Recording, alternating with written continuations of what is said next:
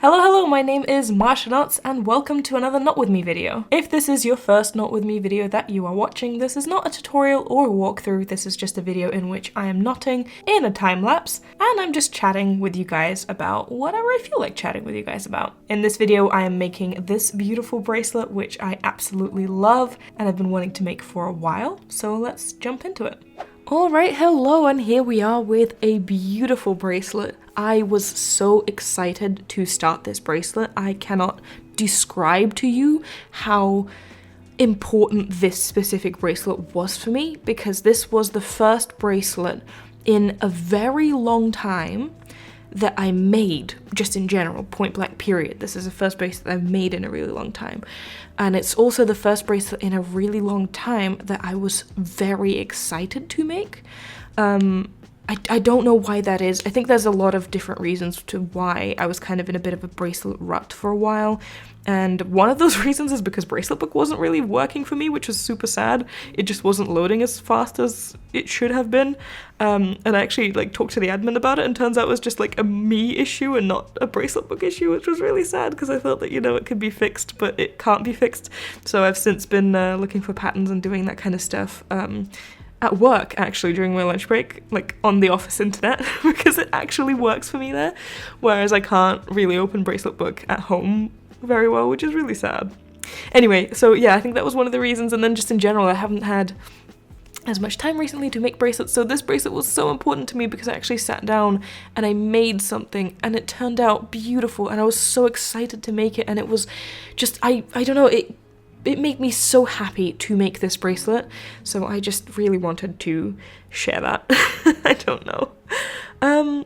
But yeah, I usually use, so yeah, as I said in the beginning of this video, that I usually use this vlogs as a kind of catch-up session to just chat with you guys and kind of, I don't know, I just like these vlogs because I get to talk about whatever I feel like talking about, and I feel like I'm hanging out with you guys as I am making a bracelet, and whenever I do these, I also imagine that you are probably making a bracelet while watching this, so it's I don't know, I really enjoy this. But the thing is, now that I've started doing vlogs quite frequently, I've kind of started to run out of things to discuss during my Not With Me's, because I would previously use them as life updates or just talking about whatever I feel like talking about in the moment, but I've sort of started to use vlogs as that now as well. So I was sitting down, usually before I film the Not With Me videos, I kind of sit down and I write down some bullet points of what I want to talk about, just to, because I record these in one take. This is one take from when I'm starting to talk to when I am finishing to talk to when I do the outro. That is one full take of me just sitting down and talking for 10 minutes, which is a lot, I'll be honest with you. I get nervous when I record these because I know that I can't really just stop and start again. So I like to make bullet points and sort of to get an idea of what to talk about if I kind of forget what I was going to say. And yeah, I just realized that I don't have much to say that I haven't said within a vlog. And I guess that's a good thing, because I'm catching up with you guys much more frequently than I was before, and I am happy about that. That is a good thing. So yeah, I love this bracelet. Oh. I did some modifications. I don't know if you could tell. You might be able to see here. I did some modifications at the beginning. So there is the yellow part of the design kind of separates the twisted labyrinth part. That's what I called it based on the tags. That's usually how I name bracelets, by the way, is I look at the tags of the pattern and then I kind of come up with a name based on that. Anyway, so this yellow part kind of, it's also kind of twisted and stitched and is separated by the outline, and it looks really cool. But then for the beginning and for the end, for the triangle ends at the start and at the end, I kind of modified it a little bit, so it's actually all yellow and there's no black parts separating it, and I thought that was really cool. I just thought I'd mention that because I know that some people ask me if you can hear stuff in the background. I'm sorry, I left the window open because it was raining and it was really nice and cute and nobody was outside, but now I can hear a car, so apologies for that. So yeah, I kind of, sometimes I get comments of people asking me oh, this doesn't look like what it looks like in the pattern, did you change anything? And sometimes yes, sometimes the answer is I do change stuff for the beginning because I want it to look a certain way. Once we get to the end and you see the actual bracelet, I might come back to this so you can actually visualize what I'm talking about, because we're obviously in the middle now and you can't see that. But yeah, I just thought I'd bring that up. So I wanted to talk about some other things. I wanted to talk about my new schedule, which is one thing that I already discussed during my vlog, but still, it's on my mind now, so I thought I'd discuss it again. I am loving my new schedule. I do not know how I functioned previously without having a schedule. It is genuinely baffling to me that I've been doing this for 3 years and I somehow managed to not have a schedule the entire time. Or have like really bad ones. But yeah, I have a schedule now and it works amazingly. It has put my mind to rest on a lot of things, because I get anxious quite a bit with content creation, and I've been speaking with some other content creators, and also I've been sort of just observing conversations that other content creators are having on like Twitter or on podcasts or just in general, wherever other content creators post their content. I've heard other people talk about the fact that creating content is actually like difficult in the sense that it provokes so much anxiety. And that is such a weird combination.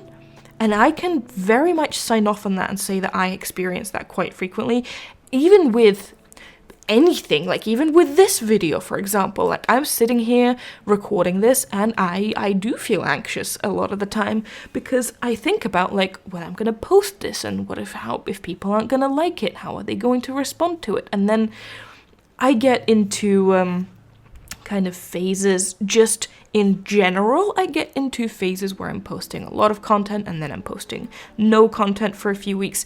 I used to go into those phases in general, and now I think that it's because I have ADHD, and I was also kind of struggling with my mental health before then, and now I'm in a better place, but still. But now it's also got an added layer of me having to work full-time and not really understanding how to prioritize my time. So I kind of falling into these ruts of not posting for a few weeks and then deciding to be super like productive and super inspired and posting a ton, which is the situation that I'm currently in. This is like the 5th video that I am working on in the span of like 2 days.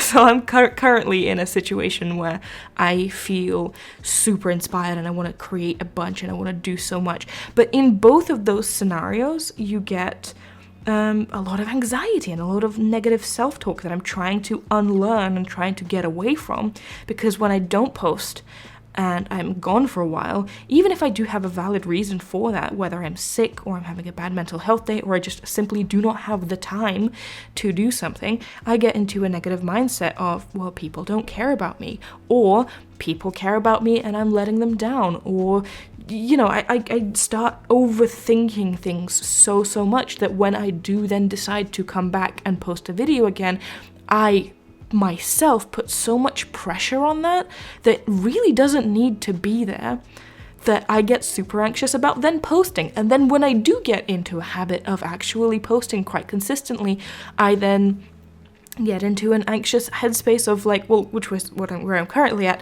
which is, well, what if people don't care about all of these videos and I'm posting so many videos and people just thinking like, why are you still doing this? Why are you still here? Or just in general, what if I am super creative and super motivated now, but then it's bound to run out again, so what am I going to do when it runs out? So I get into these kind of spaces where I'm overthinking and getting really anxious about the content that I produce, and posting anything just provokes that.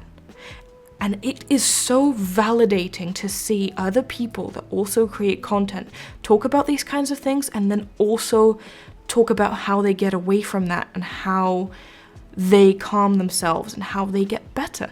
It's just, I don't know. I don't even know why I'm bringing this up. I just think it's a beautiful conversation to be having with other content creators. And I thought I would put my 2 cents on that because I know that it helps me see other people talk about this. And maybe someone who is watching this or listening to this now is also a content creator on whatever level and is also kind of having these thoughts.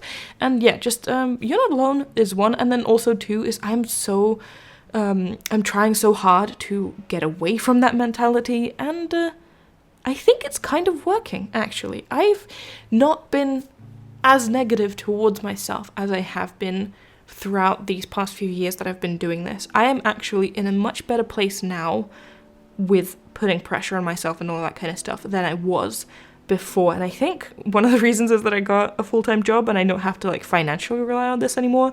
This is just kind of, YouTube has really officially become a hobby for me.